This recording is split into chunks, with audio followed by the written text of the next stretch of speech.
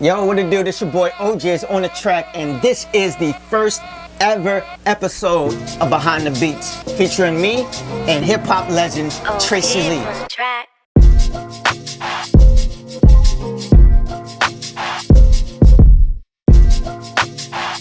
Man, I cannot believe we at this point right now. But did you know that Tracey Lee just dropped a new project entitled Glory, produced by, you already know. You know what, I don't even want to talk about it. What you need to do is go and cop the album. You can only cop it on TraceyLeeMusic.com or Patreon.com/Tracey Lee Music. I'm telling you, go grab this album. Today, we're gonna be taking you behind the beats of one of my favorite songs on this project. And it is called, hold up, y'all ready? It's called THANOS. Day extracts a heavy toll. So listen, go ahead, get your popcorn, your wine, whatever it is that you want to sip on. I'm not going to tell you what to get. But listen, this is going to be fun, and we got a special guest for you. Thanos himself, Lance Williams, is in the building, man. Yeah. My man. That's beautiful. That is beautiful. Perfect screenshot right there, too. Hell yeah. Did you see that? That was crazy. That was crazy. I froze. Yeah. That was, that's. Oh, good. Then you Captured put, any better. capture the screenshot and send that to That me. was perfect. You'll see it on the flip side, bro. All right. You really had us trapped in a time stone, bro. Like, yo, I was like, oh. That was crazy. And I remember when you played it for me. You know what I'm saying? It was one of them tracks that was a standalone. It wasn't like, you know, in the midst of a bunch of tracks that were in the folder. It was one specifically. It was like a couple of those joints that you just sent that were just standalone. And you sent me that joint, and it just felt different and it sounded different. And I knew I wanted to use it, but I did not know where I was going lyrically with it or the concept or nothing. It just sounded like Lance alluded to, it sounded real, you know what I mean, real Dr. Dre-ish, real, you know what I'm saying, Crenshaw and Slauson, and but at the same time, it didn't, if you know what I mean. Like, you had elements in it that made it sound like it, but I knew it was something else other than the typical West Coast record, you know what I'm saying? Word. Is that what you thought, Lance?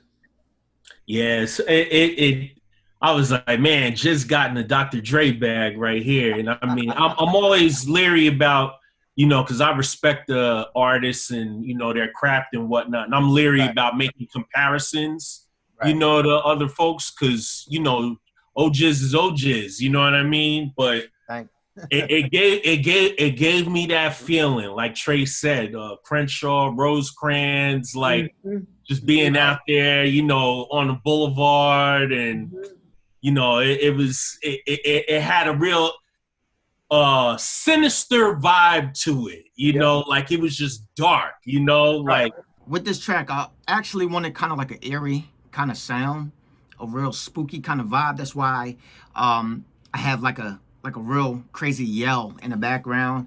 Like, this is how it sounds.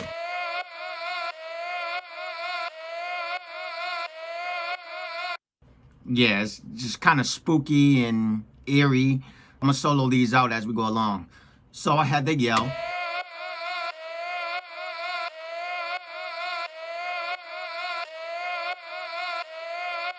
Like, literally, that goes like throughout the entire track almost. For the main melody, it's pretty much just like some keys that I kind of put into gross beat, and it made it very low pitch. Let's check that out real quick.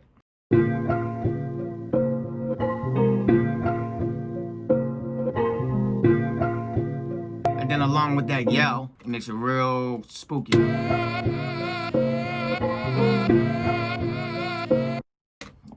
Whew, we cooking already.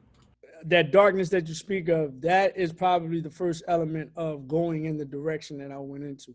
When you say sinister and dark, yeah, you know what I'm saying? That's Thanos to a T, right? Yeah, listen, let look, anybody that know me, Trey, you know Jism, you have an idea. I am a Star Wars baby. I love Star Wars. Darth Vader is the best villain. Hey, I've seen. baby, Right, you already right, know. right. This is the thing. Darth Vader, the best villain ever on screen until man. Thanos came through Word. 3 years ago and snapped his fingers. 2 years ago, whatever. I remember where I was that day because I got it was either a text from you, Lance, or a post that you put on Facebook and you said OMG. Yep. But I knew that movie had came out that night. Yep. So when you posted that and I hadn't seen the movie yet, I was like, yo, what happened? Right. You know what I'm saying? Like I hadn't seen the movie. I didn't see the movie until until we got it on the stick. You know what I'm saying? Because even when Infinity War came out or whatever, like at the end, I mean, I think everybody in the theater just sat there for like a good 5 to 10 minutes. Like, did this just really happen for real? Yeah. Yep. Like this really just happened. This really just so that's so like, you know, as a kid seeing like Empire Strikes Back when Han Solo got frozen in carbonate. And then the movie ended like, yo, what's going on here? Like, because we used to always seeing the heroes win. I think the best, Thanos snapped his very finger. best line of that movie. Everybody think it was the, you know, Luke, I am your father thing. Nah, the best line in that movie was, Han, I love you. I know. Right. Yeah. So Trey, like, what exactly made you go this route? When we start talking about Thanos and we start talking about Infinity Wars, essentially, when I first saw the film, I instantly made a parable to, you know, scriptures and Revelation. I instantly made parables to, you know, man trying to control situations and circumstances, you know, essentially by getting rid of people. So, you know, so I just thought that going into that track now, I had a little clearer vision because again, you start talking about the word sinister. You start talking about the word, you know, just, you know, I forgot the other words you just said, but immediately when I start putting 2 and 2 together, it's like, this is what this is. And I'm making a comparison to what's going on in our life right now, in my guesstimation. You know what I'm saying? We are going through a time where, you know, government and man is trying to control things that God controls. You know what I'm saying? Trying to take things into their own hands, trying to, you know, control the population by any means. You know what I'm saying? Whether it be racism, whether it be, you know, with this, the COVID situation, blah, blah, blah. So it's like, man is trying to, Thanos is a symbol of, a parable of, you know, what's going on right now. You know what I mean? So that's where the thing started. So just like, all right, cool. This is an entire song that's going to be a simile, metaphor, symbolic or something, you know, symbolic of this particular movie. But I needed to put it in a way that people understood relating to the time that we're in right now. And so that's where Got it. So to my man Thanos himself down there, like your first initial, like what was your first initial reaction when you heard the actual finished product of Thanos? Like what was your initial reaction? Well, I'll even start before when I saw the track listing and saw there was a track named Thanos on it. Like I already had lost my mind, right? Right. And me being did you hold on, but at the initial turn, I mean at the initial title, did you have an idea of what it was gonna be? Did you think I was just gonna come with some lyrical blase blah and I'm just taking out everybody? Is that because I know a couple people that thought that. That's why I'm asking you that question. You know, you snap anyway, you know what I'm saying? So, you know, maybe I thought it was gonna be some lyrical, yo, he's snapping on this joint, you know, he Thanos, you know. But then when I heard the track, I heard how dark and sinister it was, and you know, listening to, you know, like you painted an end game picture there on the first verse, you know, and you know, I'm just following along. You know, the track is right in sync with everything. And listen, by the time you got to that third verse, you know, when you put together all the stones By the time you did that, I was thinking, and I'm pretty sure I called you maybe right after, or it was after I heard Dewey. I stopped and brought Thanos back, and I listened again, and I said to you that if the Source magazine was still a print magazine, that third verse of Thanos is like the hip hop quotable of the month. Like just the whole way you brought the gems, you put all of them together. Bring out my version of the Iron Man. It's just like you snap. Like that. That's what happened right there. Like you literally snap. Yeah. Thank you, brother. Thank you, brother. Yeah. And I'll be honest. You know what I'm saying? Like the first two verses kind of came because again, it's parable. So the people that we're the gym population, they're trying to control gym population by getting rid of certain people, and those certain people to me are black people. You know what I'm saying? Yeah. Oh yeah. So that's what besides setting it up, you know what I'm saying, with the first verse. The second verse was really breaking it down as to who this is directed to, and it was really directed towards our people. So the third verse, I'll be honest, it's like I remembered the Stones. You know what I'm saying? But I had to do a little bit of research just to make sure that I got them all. You know what I'm saying? Power, space, time. You know what I'm saying? All of the stories. They were all there. You know what I mean? In case I lost you in the first two verses, I'm going to sum it up with the third verse. This is exactly what I'm talking about, which goes back to the title, Thanos. And Thanos in his head didn't think he was a bad guy. He's like, I'm doing everyone a favor. Like, we're going to get rid of half the population. And resources are going to be intact. Food is going to be fine. Like, y'all should be thanking me for doing this. Like, I'm doing familiar, something that y'all don't have the guts to do. Sounds familiar. Yeah, it sounds familiar. Reality, space, time, power, soul, mind. Yep. All there. So, yeah, man, that was a tour de force as far as I was concerned of how your pen is, in 2020, you know what I mean? Like, and like I said, just personally as a comic book person, I'm always down to hear, that like people don't know hip hop and comic books and all of that. We go way back, with all of that. Think of like Tony Stark's Ghostface, the hip hop comic book connection is so real, And honestly, fellas, after I finished writing it, I was actually, the two people whose approval I was looking for is Ojizz and yourself, Lance. I'm not the comic guy. I'm not that, you know what I'm saying? But I wanted to make it authentic and make sure that those people, the people that are really into it, like they feel it and not just be like, oh yeah, I see what he tried to do. You know what I'm saying? But mission accomplished. Mission accomplished. When you sent those vocals over, man, and I heard that the last verse. I remember hitting the space bar. I turned it off. I was just said to myself, no, this nigga didn't. I literally, I lie to you not.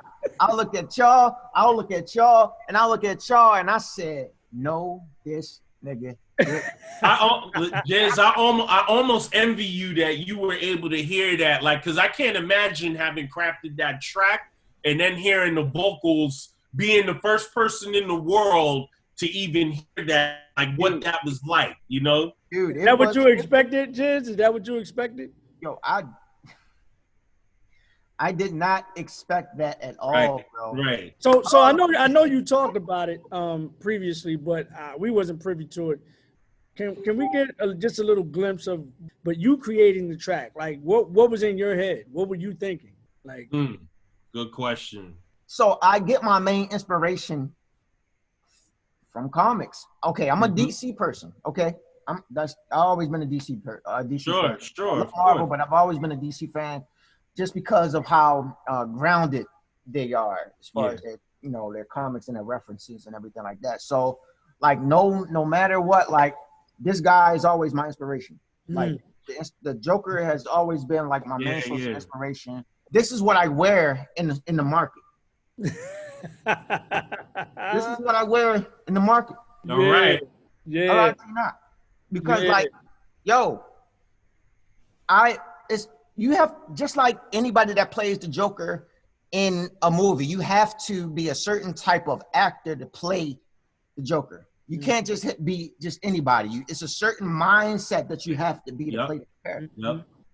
And so, like, I kind of look at it with my production. Like, it has to be a certain way to even live up to that type of standard. So what I did was towards the hook or whatever, it's a sound loud. I don't have it, but all my producers know, old school producers and everything know about the Moog. Now the Moog is a synthesizer. Now that thing, dude. Oh, okay, you know about it now. Yeah, I know about the Moog. Yeah. All right, yo, all those. Have you ever heard like the high pitched whistle? Let's think of Summertime. Remember that? Yep. And whistle that's in the background that just keeps going up. That's a synth. Yep. And so, like, I was like, yo, I need to have that in there, but I don't have a Moog. So, you know, my mama always said, make do with what you got. So, it's in my program, I have a plugin, and it's literally just a basic synth. So I just tweaked it until it sounded like it. Thank you. Shout out to FL Studio. Y'all the real MVPs. So I found a synth that sounds like the Moog with some tweaking, of course. And this is what it sounds like.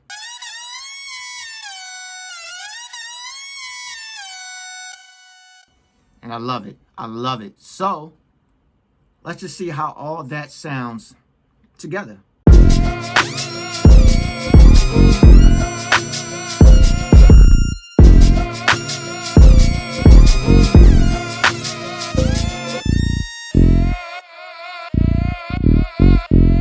Crazy. Kept messing with it and kept messing with it until it sounded like it. Nah, that scream, the dude yelling, that didn't really, like, I heard it in the track, but the more and more I listen, I mean, this is months later. Like, I've had that track for about 8 months now.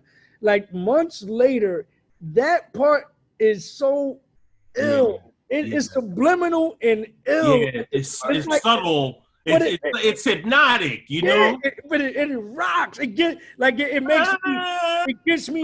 It's the groove. That yell is the groove. It's the actual groove of the track. Like that is the groove part, and I missed it completely. You know what I'm saying? I missed it completely until after it was done, and I'm talking about maybe about a week, maybe about a week and a half ago. I finally heard the groove aspect of it. That's the part that makes you go, that's the part. That is the part, yo. It is. Right. That's the part. And that's the point. Like, you just want to be able to create a vibe, man. Like, I don't care what it is. Like, you got different types of vibes, types of moods. But this one, it had to be dark. It had to be. Absolutely. Absolutely. I'm glad I found it. I'm glad I found it because I had no idea that's where it was going. But I'm glad I found the perfect kind of dark. And the thing is, like, even with, and it's crazy because, you know, lyricists like yourself, you know, like, that's why we categorize you as a lyricist, as a MC, because you're able to find different pockets that a lot of people just can't find. And within the track, you know, it has that West Coast feel, but it got a bounce to it. It has a certain swing to it. It's hard. You know? So it's like, by you formulating your rhyme around the track, certain instruments and everything, man, it's you really open the thing up like an operating table. Like, that's serious, yo. You said it got the bounce. So that you could just ride in your car and it just, you know, it's just hitting you in the chest so that, and then. Yeah. For the bass line, I ain't gonna lie, I wanted to keep it on my Dr. Dre, you know? Like, I really wanted a funky, like a grunt type of bass line. So, fortunately, shout out to my brother, the Innovator. One of his kits, it's a bass called Quickie, and that's what I used. I used Quickie.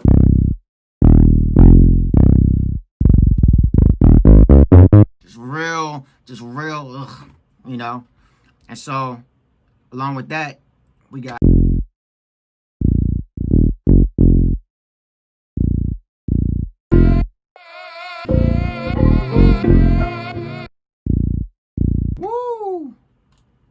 All right, for the kick and the clap. Kick and the clap is basically off of my new sound kit called Jokes on You. Go to my website, imojizz.com, to go grab that right now if you're looking for new sounds. So, yeah, we got it real funky like. So here we go.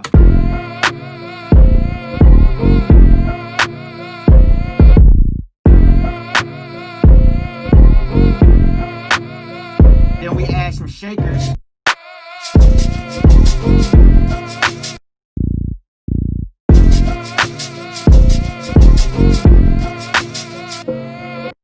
I'm a huge fan of Battle Cat. Like Battle Cat, right. Yup. He just it's so disgusting the things that they be doing over there, man. And here's the secret sauce. Here's the secret sauce right here. The fact that there's another voice on this record that's not mine. Mm-hmm. Word. That kind of sounds like matter of fact, it sounds like a sample of the movie. Yeah. But it's not me again. It's this guy over here, Ojizz. Oh yeah. He knows the entire dialogue. Yep. That after the fact that he got the lyrics and the vocals and all of that, he implements segments of the movie that fits perfectly with the bars. Now, this is so funny. A lot of people that heard this track did not know that I did the THANOS monologue. But a lot of people did not know that this was me. It's totally blown away. You cannot live with your own failure. Where did that get you? Back to me. I thought that by eliminating half of life, the other half would thrive. But you showed me it's impossible. Well, I tell you now what I'm about to do to your stubborn, annoying little planet. I'm gonna enjoy it. That is the secret sauce of this record, right? Word. Like when he sent the vocals back, like it was almost like, yo, I had no choice. And a lot of people didn't even know that was me on that joint for real. Mm-hmm. They thought that it was just a sound bite from the actual movie. And I was like, nah, like we had a whole mission. We had a whole game plan for this. And it was like, it couldn't have went any better. And it's like, you got to make the best out of a bad situation, especially with this COVID situation. By us not being able to, him be at my crib, me be at his crib, or whatever it is to record, it's like, what do we do? So Tracey took it upon himself. My man went out, grabbed this equipment, set things up, you feel me? And he recorded what he had to get done. And he sent me records like every other day. Like that's how we got this project done so fast, because like, I mean, he was on it. Not to mention, he's at home with his wife and kids. They got their school thing going on. And a full-time job. Full-time job, exactly. And it's like, yo, but he was sending me tracks like 3 o'clock in the morning, 3, 4 o'clock in the morning. Yeah. And as quick as he's sending them to me, I'm sending them right back. Right back. But Trey, from the time when you got the instrumental, how long did it take to, from the instrumental to the song and, you guys sending it back and forth? How long did for just THANOS? And I remember because you sent that track to me. I think it was like it was literally a Wednesday afternoon. I remember it like yesterday. It was a Wednesday afternoon.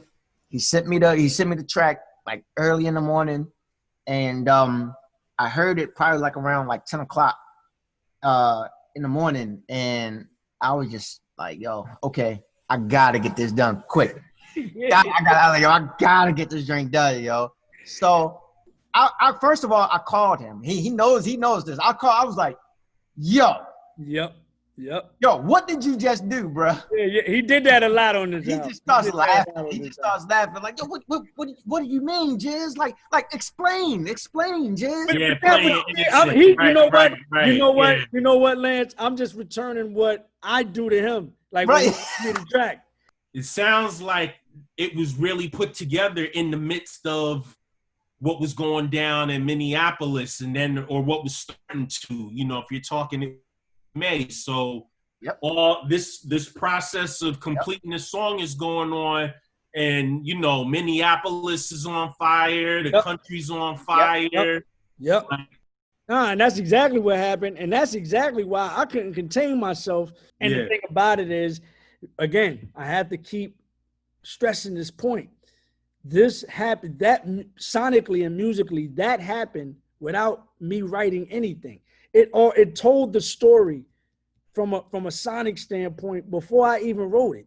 You know what I'm saying? Very true. What we were sent here to do. This is what we do, and it's just a great blessing because we do this for y'all. You feel me? Like, we love to make the music that we love to make, but at the same time, like, it's nothing greater than hearing the response from you guys, because you are the ones that motivate us to keep doing what we do. Without y'all, I accept the blessings that is the music. So thank you. For real. Man, thank you for putting your ears on it, man, and you receiving it the way we wanted it to be received. You know what I'm saying? Yeah. Right. No doubt. And my mind made it. Word, he made it. I made it. Oh man, we all made it. This has been the very first episode of Behind the Beats featuring Tracey Lee, hip hop legendary MC. Wow. Ojizz on the track.